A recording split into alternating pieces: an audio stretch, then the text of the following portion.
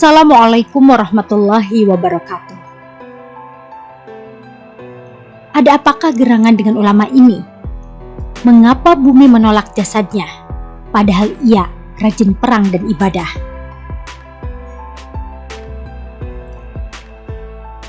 Mulutmu harimaumu. Begitu kurang lebih kalimat yang sering kita dengar. Kalimat ini menunjukkan betapa pentingnya menjaga lisan agar tak menimbulkan musibah di belakang hari. Dalam agama, menjaga lisan adalah hal yang sangat penting. Banyak ayat dalam Al-Quran yang menunjukkan hal itu. Salah satunya adalah firman Allah Subhanahu wa Ta'ala. Wahai orang-orang yang beriman, bertakwalah kepada Allah dan ucapkanlah perkataan yang benar. Surat Al-Ahzab ayat 70. Lewat ayat tadi, secara tegas Allah menyebut dua perintah, bertakwa dan berucap secara benar. Keduanya disebut secara berurutan. Bukankah perintah yang kedua sudah termasuk dari perintah yang pertama? Disebutkan perintah kedua, perintah berucap secara benar, menunjukkan betapa tingginya keutamaan hal itu. Begitu kurang lebih Al-Qasimi dalam Mahasin At-Taqwil. Ucapan yang harus dijaga tidak saja yang berhubungan dengan sesama manusia saja, namun juga yang berkaitan dengan Allah Subhanahu wa Ta'ala, yaitu doa. Dia berjanji akan mengabulkan doa yang dipanjatkan hamba-hambanya, asalkan syarat dan ketentuannya dipenuhi. Karena pasti dikabulkan, maka hendaknya setiap kita berdoa dengan doa yang baik dan wajar-wajar saja.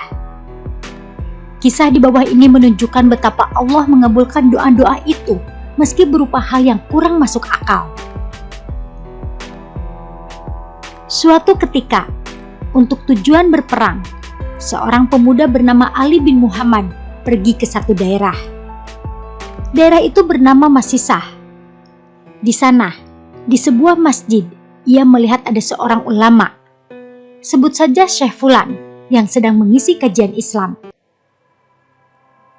Selepas kajian, Ali mendekati Syekh Fulan dan berkenalan.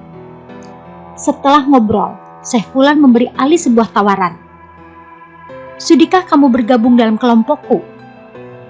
Ali faham dengan isi dan konsekuensi dari tawaran itu, yakni suatu saat jika kelompok Syekh Fulan akan berperang, maka Ali diharapkan untuk ikut juga. Ali menerima tawaran itu. Oleh karenanya, Ali tak jadi ikut perang bersama kelompoknya yang pertama. Ali senang bisa tinggal serumah bersama Syekh Fulan. Hal itu membuatnya bisa melihat apa saja yang dilakukan Syekh Fulan saban hari.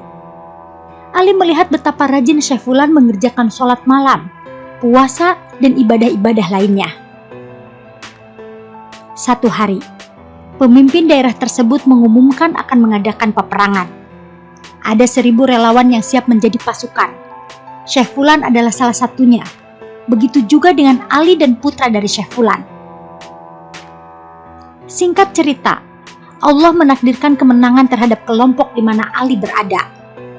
Namun sayang, Syekh Fulan gugur dalam peperangan. Ia menjadi satu dari sekian banyak orang mati syahid. Innalillahi wa inna ilaihi roji'un.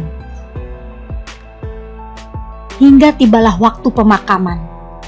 Namun, ketika jasad Syekh Fulan dimasukkan ke liang lahat, tiba-tiba bumi bergetar dan jasad Syekh Fulan terlempar keluar sejauh 10 zira.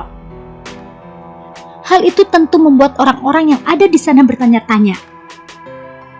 Kuburan baru pun digali. Hal yang sama terjadi lagi.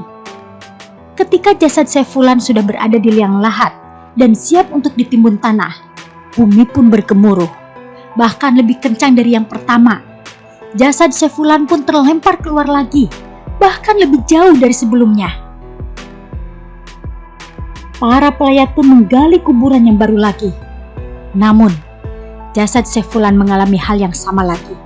Terlempar dan seakan tanah tak mau menerima jasadnya.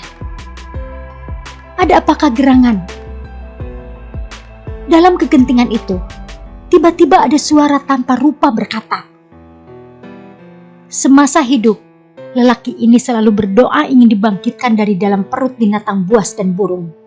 Dan kini, Allah telah mengabulkan doanya. Oleh karenanya, tinggalkan saja jasad ulama ini. Para pelayat pun akhirnya membiarkan jasad Saifulan dan meninggalkannya begitu saja. Wallahu alam. Wassalamualaikum warahmatullahi wabarakatuh.